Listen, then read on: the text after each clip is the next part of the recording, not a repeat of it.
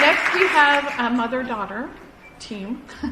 They're from California, and it is Terrence Swain, who is a mother of 6, and her daughter Penny. Thank you. I don't know how I'm going to follow that. I'm going to stick to my script here.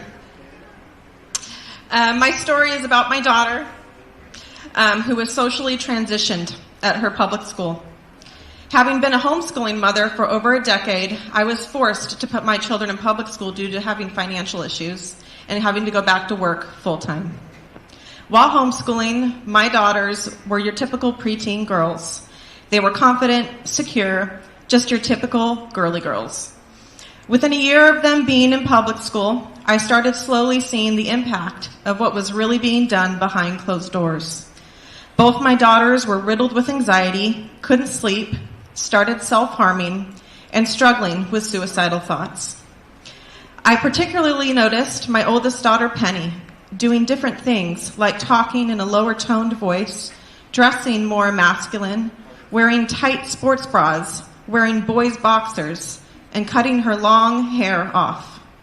I started noticing pronoun pins on her backpack, books I didn't buy show up in her room that were transgender focused, and her art taking a very dark turn with satanic and witchcraft symbols. When I would inquire about these things, she would shut down and go quiet. She became very disconnected from me, and she would often tell me that I just didn't understand her anymore. This disconnect, I have now learned, is by design. I found myself going from having a close relationship with my daughter to watching her slowly pretend to be a boy and get dangerously depressed and completely shut off from me.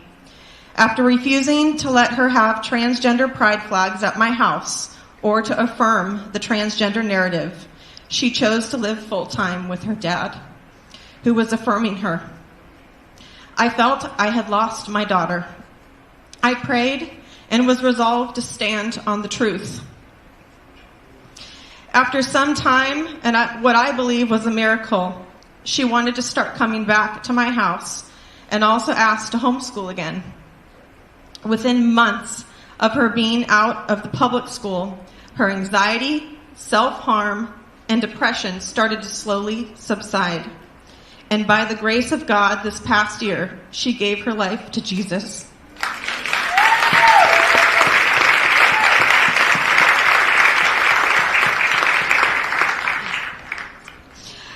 She's learning her true identity in Him and is learning to accept exactly who God created her to be, which is a beautiful young girl. It continues to be a fight of rewiring her thinking where lies have crept in. Many of the stories she's going to share with you, even here today, I have only even recently found out about as even preparing for this speech. We are still on a journey of healing, and it is truly a detox from what's socially going on in the public school doctrine. If there is one thing I could tell parents, it is to never affirm your child in the lie of transgenderism. Tell your child the truth, because it is the most loving thing you can do when they are confused and believing lies.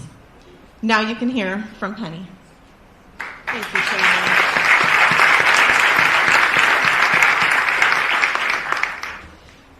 My confusion about my gender and sexuality began my first day of middle school, 6th grade. The first friend I had made told me she was bisexual and shared with me her sexual experiences with another girl in the school bathroom. This information confused and shocked me as it was such adult content being shared with me. Later in another class, I was asked to fill out an About Me worksheet that asked my pronouns and a name I preferred, which again confused me because I had never heard such concepts until then. By the 7th grade, I had chose Pen as my preferred name and began binding my chest to appear flatter. My teachers would call me by this name in class, and upon my request, kept this a secret from my parents, calling me one name in the classroom and another name in front of them. My teachers not only supported me in this, but they also encouraged it, going as far as recommending me gay pornographic books and taking the role as my affirming caretaker. In the 8th grade, I had fully identified as gender fluid, going back and forth through pronouns depending on the day. In that year, I also began cutting myself, leaning towards suicide as comfort, and would have seasons of depressive episodes. In the 9th grade, I had fully developed an anxiety disorder, making sleep an almost non-existent thing.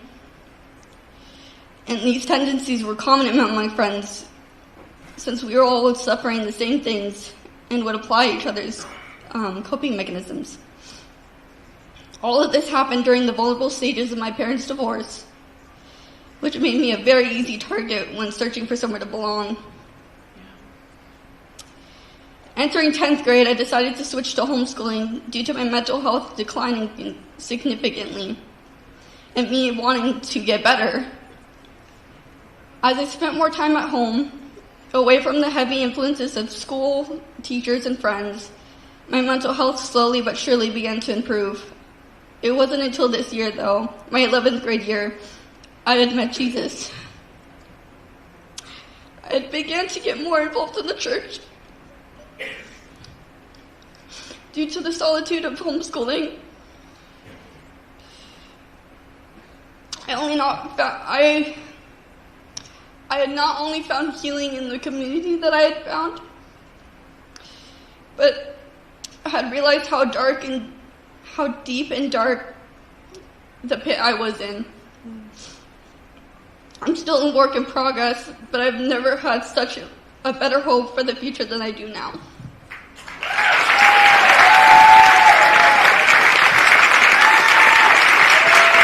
For a young woman at this age to share this testimony of hope is incredible.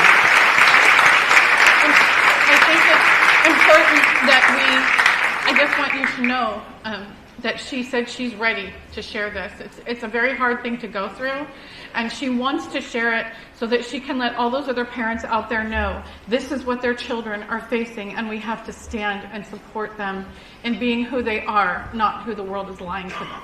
Yeah. So brave, so courageous.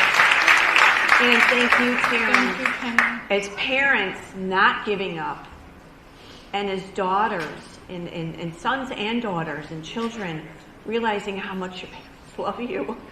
I mean, we're all choked up with this because you know this is happening. I can tell you there are thousands and thousands. This is the biggest issue with moms. And it doesn't matter what political persuasion you are, what color you are, what age you are. There was a man I met in California, and he said, I have more money than God, and I don't know what to do to help my daughter because she's convinced she's a boy.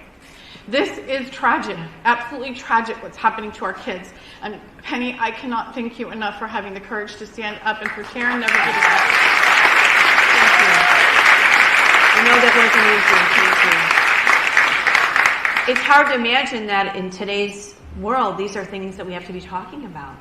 When I was in high school, this isn't what I was talking about. I never dealt with things like this. So this is where we are in today's America. Another huge concern for moms.